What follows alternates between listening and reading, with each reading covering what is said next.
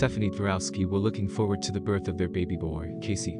The pregnancy proceeded without complications, and he was born a perfectly healthy and full-fledged baby. But there was just one thing. The boy has a rare skin condition that manifests itself in large moles all over his body, melanocytic nevus. The new parents, seeing their child covered in huge birthmarks, were frightened. By the way, the doctors warned the family in advance about the prejudices Casey would face when she got older. Sometimes children can be very curious and cruel, and besides, many parents might think it's some kind of disease. The Dvorowskis were afraid, and knew there would be no peace now. Stephanie couldn't help but blame herself for her son's illness, even though it was just an accident. Moles like this appear in 1 in 1. 5 million, and their occurrence has no prerequisite. There is no way to prevent or cure them. The frightened mother was so tormented that she tried not to go outside with her child, because people might not accept her son. She felt so guilty about it. Loving her son, she constantly went to doctors in the hope to find a way to remove these birthmarks at least from his face, because it would greatly facilitate her son's life in the future.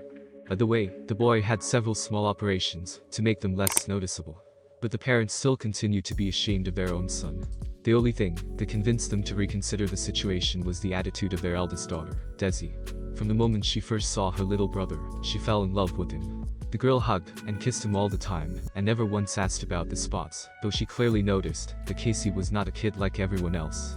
And it was she who inspired her parents to understand one thing. People are often afraid of what they don't know.